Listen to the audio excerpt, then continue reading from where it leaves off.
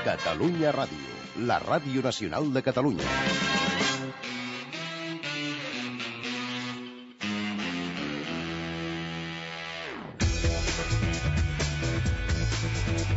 Són 3:15, ja us hem avisat a primera hora que avui hem enviat la unitat mòbil del programa a caminar. Aquest matí la Montse Poblet s'ha anat a fer el camí de ronda que uneix Lloret i Tossa de Mar, que és una passejada pel costat del mar on des de fa algunes setmanes els excursionistes es troben amb un obstacle que els obliga a fer una volta important pel mig de diverses urbanitzacions.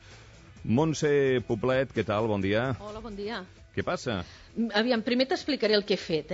M'he situat a la sortida del GR92, a Tossa de Mar, i acompanyada de la gent del grup excursionista i de Sos Lloret, les entitats que han denunciat d'una banda els moviments de terres a Can Juncalleda i de l'altra el tancament del camí que fan els excursionistes i que tradicionalment passa per dins d'aquesta finca, doncs hem caminat aproximadament 1 hora i mitja. I quan hem arribat a la urbanització Urcassa, ens hem trobat amb això.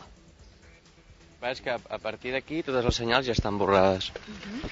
Ara n'hem trobat una del GR, no?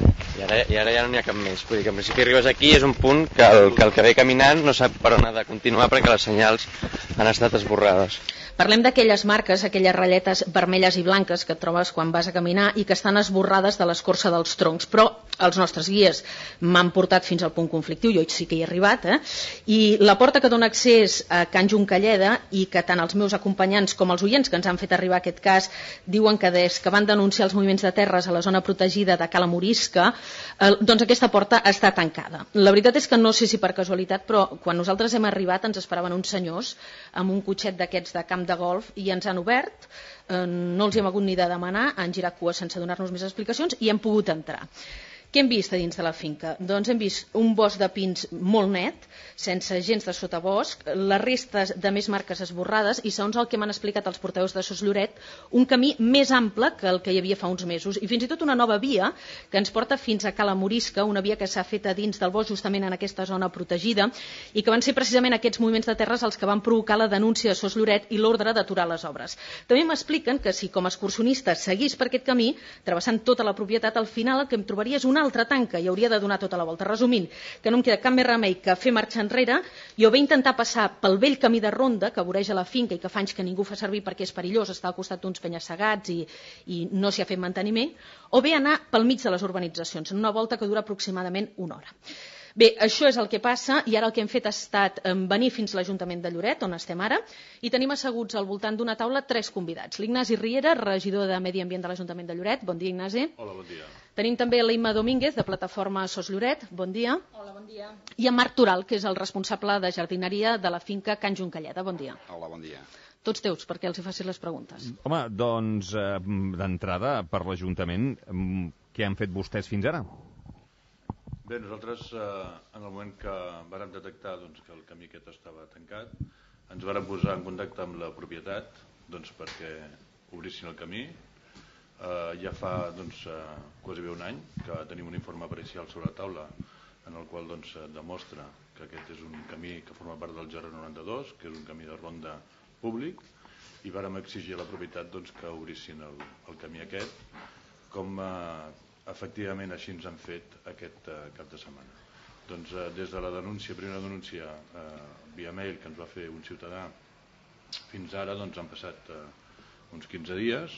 Nosaltres hem contactat amb la propietat per diferents vies i creiem que al final han entès que aquest camí ha d'estar obert. Si no és així, si aquest camí continués tancat o en el futur estigués tancat, nosaltres evidentment exerciríem els drets que té la ciutadania de Lloret de Mar a circular per aquest camí de ronda, perquè a més nosaltres creiem que en aquest projecte de transformació del municipi de Lloret de Grans Horitzons, en el qual hi ha una part que fa referència al Lloret Natura, que és la potenciació i posada en valor de tot l'entorn natural del nostre municipi, els camins de ronda és un dels punts claus de mostrar aquest entorn natural de Lloret de Mar. Qui són els propietaris, senyor Riera?